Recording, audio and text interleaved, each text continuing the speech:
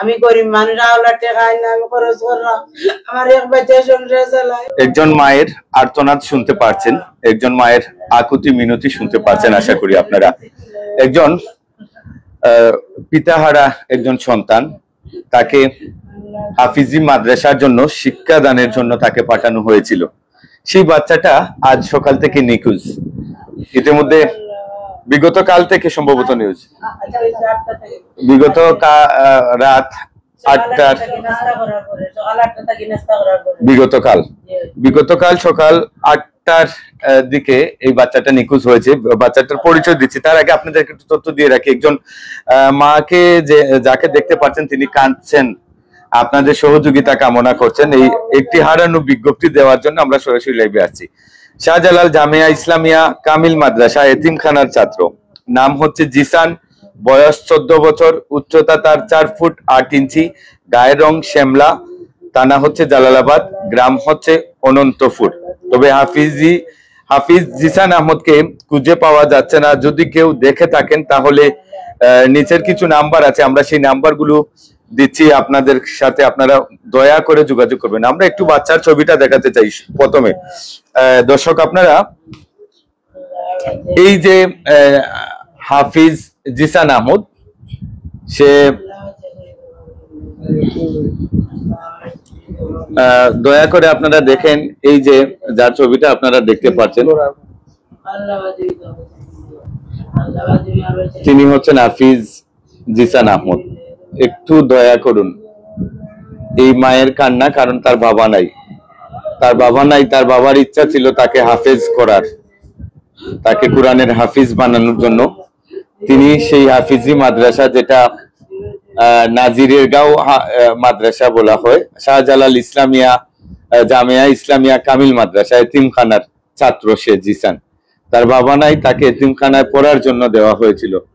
কিন্তু দুর্ভাগ্যজনক বিগত কাল সকাল 8টার দিকে সে নিখোঁজ হয়ে যায়। যদি কারো নজরে পড়ে, চোখে পড়ে, মায়ের অশ্রুর দিকে তাকিয়ে আপনাদের কাছে অনুরোধ করছি, আমরা সরাসরি তার হাফিজ জিসানের গড়ে আছি।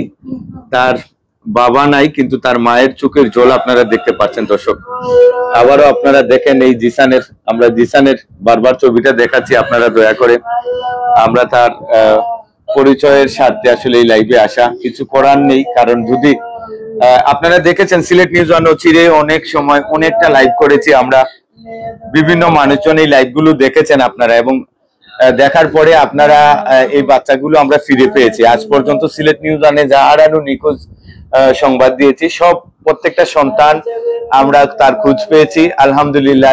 এই খোঁজের জন্য যথেষ্ট সহযোগিতা করেছেন আপনারা সাধারণ দর্শক যারা আছেন সিলেট সুনামগঞ্জে, যারা আমাদের লাইভটা দেখতে পাচ্ছেন, দয়া করে আল্লাহর ওয়াস্তে সবাই শেয়ারটা দিবেন।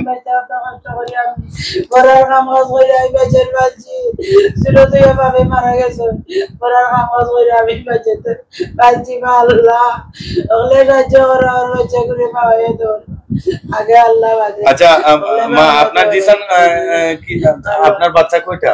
আমার 2 ছেলে আর 3 মেয়ে। জিসান কত নাম্বার? 3, একবারে লাস্টে 5 নাম্বার। 5 নাম্বার ছোট ছেলে। জি ছোট ছেলে। তারে কতদিন হইলো হাফিজি মাদ্রাসা দিছেন? হাফিজি মাদ্রাসা দিছি 2 বছর হইছে।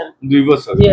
বিগতকাল সকালে কিভাবে হারলো, বা কি হুজুরে ফোন দিয়া কইছো, নাস্তা করছে সকালে, নাস্তা করার পরে বাদে একটু পরে দেখুন হুজুরে ইয়া বইছে না পড়া, তো ওরে হুজুরে সারা মাদ্রাসা তুগাইছেন, সারা মাদ্রাসা তুগাইয়া হুরুতারে দিয়া তুগাইয়া 10:30 বাজিছে টাইম।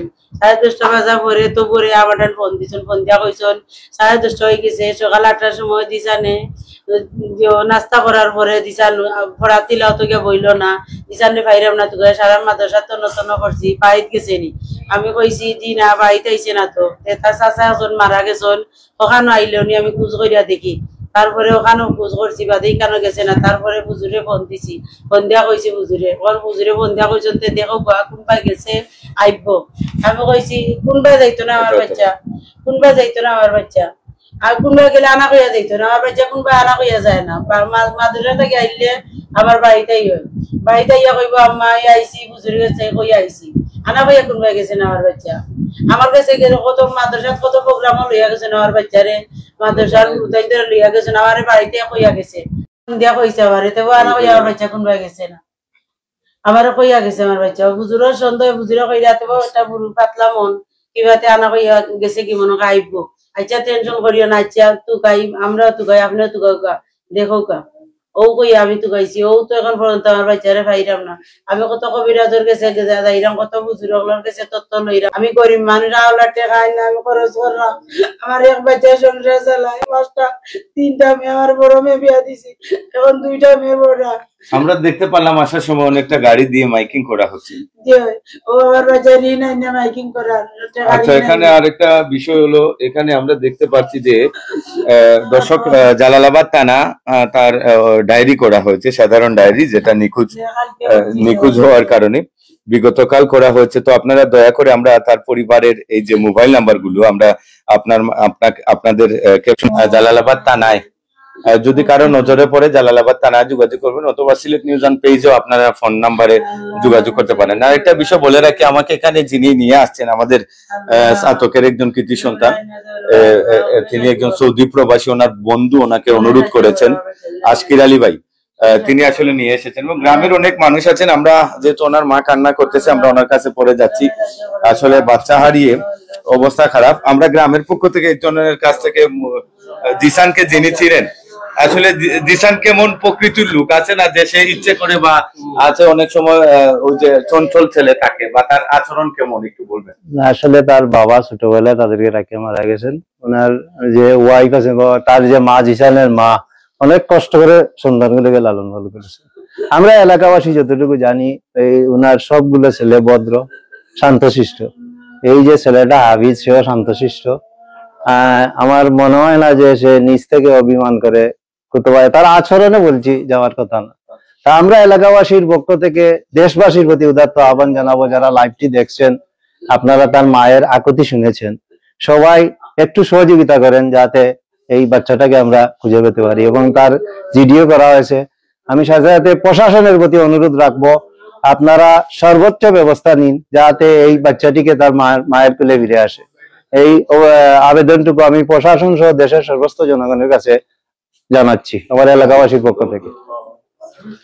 ধন্যবাদ। আসলে আজকের ভাইয়ের কাছ থেকে একটু যুক্ত হয়ে নেবো। আপনি তো আপনার সাথে যোগাযোগ করেছে, এবং এই বাচ্চাটার বিষয়ে আপনি কি বলবেন সাধারণ জনগণকে, যেহেতু আপনি এত কষ্ট করে নিয়ে আসছেন?